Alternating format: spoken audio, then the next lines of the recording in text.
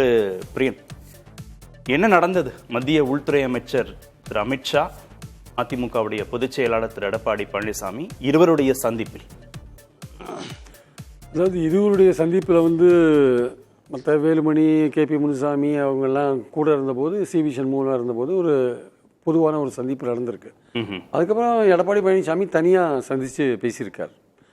So அந்த விஷயங்கள்லாம் இதுவரையும் வெளியில் வரல. பட்டு நடக்கிற விஷயங்கள்லேருந்து எதுக்காக அவர் போனார் அப்படின்ற ஒரு விஷயத்தை நம்ம எப்படி யூகிக்கிறோம்னா, முதல் நாள் இரவு வடமேனி கூட்டத்தில் அவர் பேசின விஷயங்கள்லேருந்து தான் நம்ம யூகிக்கிறோம். அந்த கூட்டத்தில் ரொம்ப ஸ்ட்ராங்காக பேசுகிறார். அவர் என்ன பேசுகிறாரு வந்து, துரோகிகளெல்லாம் சேர்க்க மாட்டோம் அப்படின்ற ஒரு விஷயத்த சொல்கிறாரு. அவரை வந்து ஆட்சியை வந்து கவுக்க முயன்ற துரோகிகளை சேர்க்க மாட்டோம் அப்படின்னு சொல்கிறாரு. அதுக்கப்புறம் வந்து இந்த ஆட்சியை காப்பாற்றினது வந்து பாஜகன்னு சொல்கிறாரு.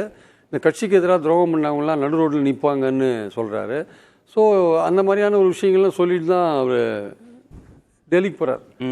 ஆக்சுவலாக டெல்லிக்கு போகிறதுக்கு முன்னாடியே இந்த விஷயத்தை அவர் அமித்ஷாவுக்கு கன்வே பண்ணுறார். நான் வந்து விலகி போனவங்களையும் விலக்கப்பட்டவங்களையும் நான் சேர்க்கறதுக்கு ரெடியாக இல்லை, அந்த விஷயத்தில் எந்த காம்ப்ரமைஸும் கிடையாது அப்படின்றத இங்கேயே தெளிவுபடுத்துகிறார். அது ஐபி ரிப்போர்ட்லாம் போகல உங்களுக்கு அவர் என்ன பேசினார்னு, அது இங்கேயே தெளிவுபடுத்தி தான் போகிறார். ஆனால் அதே சமயம் அந்த மாதிரி சொல்லிட்டோன்றதுக்காக ஒரு காம்பன்சேட் பண்ணுறதுக்காக, ஒரு பேலன்ஸ் பண்ணுறதுக்காக என்ன பண்ணுறாரு, டக்குன்னு இது மாதிரி பாஜக தான் ஆட்சியை காப்பாற்றிது. ஆட்சியை பாஜக காப்பாற்றலை, ஆட்சியை பாஜக காப்பாற்றவே இல்லை. ஆக்சுவலாக வந்து இவரை ஓபிஎஸ்ஸை தூண்டி விட்டு ஆட்சியை கலைக்க பார்த்தது பாஜக. அதான் அடிப்படையான விஷயம்.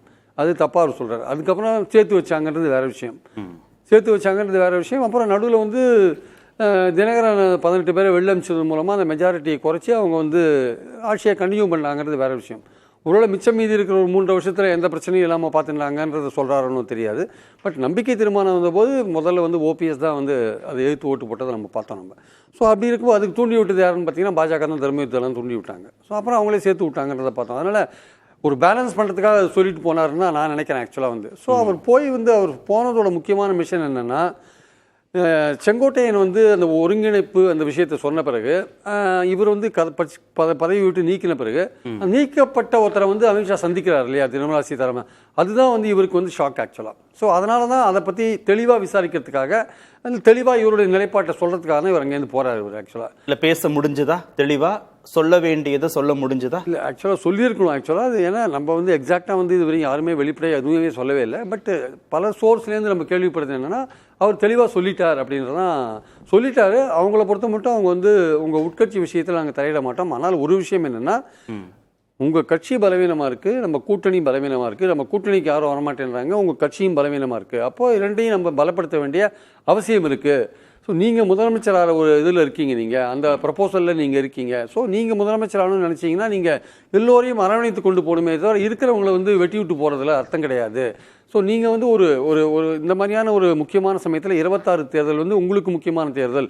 இதில் நீங்கள் தோத்தீங்கன்னா உங்கள் தலைமைக்கே கேள்வி. இப்போ நீங்கள் அவங்கள சேர்த்தா உங்கள் தலைமையே பிரச்சனையாகும்னு சொல்கிறீங்க. ஆனால் 26 தேர்தல் நீங்கள் தோத்தீங்கன்னா உங்கள் தலைமையே பிரச்சனையாக வரும். அதனால் நீங்கள் வந்து உங்கள் கட்சியை ஸ்ட்ராங் பண்ணிவிட்டு கூட்டணியை ஸ்ட்ராங் பண்ண வேண்டிய அவசியம் இருக்குது. அதை உணர்ந்து நீங்கள் வந்து இதெல்லாம் கன்சிடர் பண்ணணும். தினகரன் போன்றவர்களை நீங்கள் நம்ம சேர்க்கணும், ஓபிஎஸ் போன்றவர்களை சேர்க்கணும். அவங்க ஒற்றுமைக்கான ஒரு விஷயத்தை சொல்கிறாங்க. இவர் இல்லை, நான் ஒரு முடிவு எடுத்துட்டேன், அவங்கள இனிமேல் சேர்க்கறதா இல்லை, யார் இனிமேல் ஒற்றுமைக்காக குரல் கொடுத்தாலும் அவங்கள நீக்கிறதுன்னு ஒரு முடிவு எடுத்துட்டேன், எங்கள் கட்சி இப்போ ஏற்கனவே ஸ்ட்ராங்காக தான் இருக்குது அப்படின்னு இவர் ஜஸ்டிஃபை பண்ணுறார். அதான் அவங்க என்ன சொல்கிறாங்க, இல்லை நீங்கள் மறுபடியும் இப்போ யோசிச்சு பாருங்கள், யோசிச்சு பார்த்துட்டு முடிவு பண்ணுங்க. யார் கை ஓங்கி இருப்பதாக தெரியுது? திரு எடப்பாடி பழனிசாமியின் கை ஓங்கி இருப்பதாக தெரியுதா, திரு அமித்ஷாவுடைய கை ஓங்கி இருப்பதாக தெரியுதா அந்த சந்திப்பின் மூலம்? இல்லை, இதில் வந்து வின் சுச்சுவேஷன் தான் ரெண்டு பேருக்குமே.